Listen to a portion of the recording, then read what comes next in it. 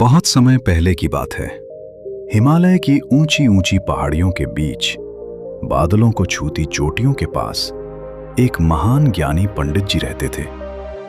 कभी वे लोगों के बीच रहकर उनकी समस्याएं सुनते थे, उनका मार्गदर्शन करते थे, लेकिन धीरे धीरे वे थक गए थे। हर कोई अपनी अपनी परेशानी लेकर उनके पास आता। कोई दुखी था, कोई परेशान, कोई असंतुष्ट।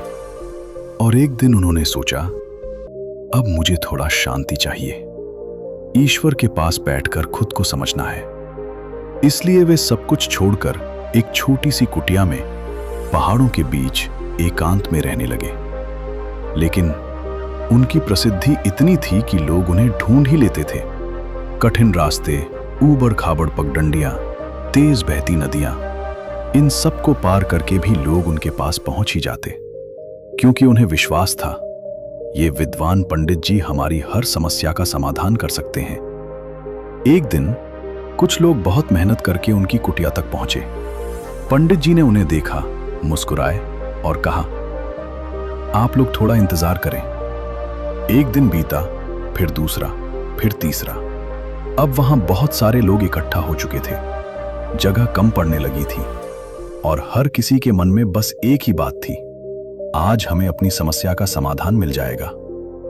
तभी पंडित जी बाहर आए और शांत स्वर में बोले, आज मैं आप सभी के प्रश्नों का उत्तर दूंगा, लेकिन एक वचन देना होगा कि यहां से जाने के बाद आप किसी को भी इस स्थान के बारे में नहीं बताएंगे, ताकि मैं फिर से एकांत में रह सकूं। सभी ने तुरंत हां कर दी। जैसे ही उन्होंने कहा, अब अपनी अपनी समस्या बताइए, तुरंत एक व्यक्ति बोलने लगा।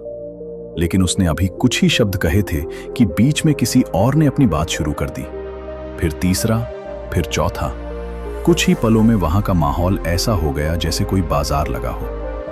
हर कोई जल्दी में था। हर कोई चाहता था कि उसकी बात पहले सुनी जाए, क्योंकि शायद आज के बाद फिर मौका नहीं मिलेगा।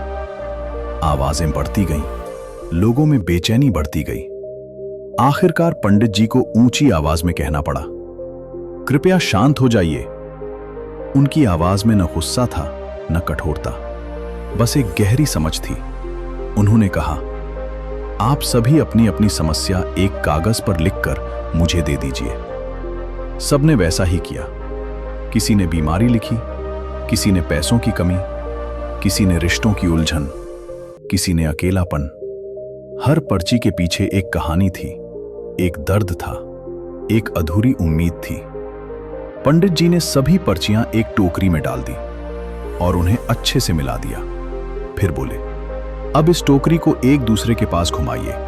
हर व्यक्ति एक पर्ची उठाएगा, उसे पढ़ेगा और फिर खुद से एक सवाल पूछेगा, क्या वो अपनी समस्या को इस समस्या से बदलना चाहता है? एक एक करके सबने पर्चियां उठाईं।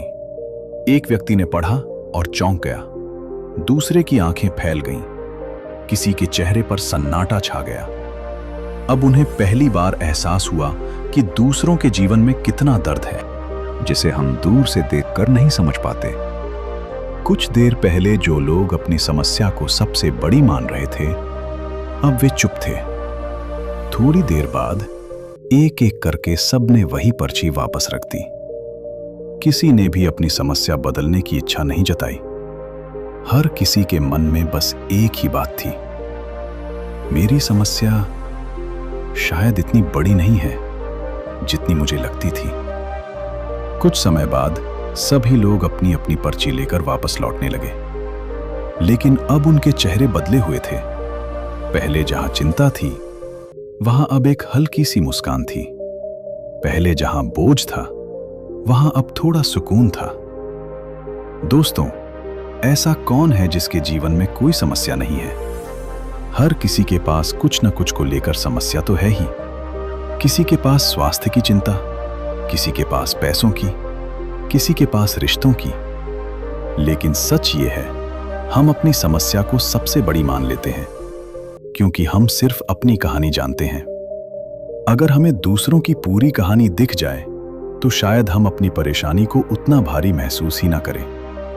जीवन में समस्याएं आना स्वाभाविक है, लेकिन हर समय दुखी होकर उसी के बारे में सोचते रहना हमें और कमजोर बना देता है।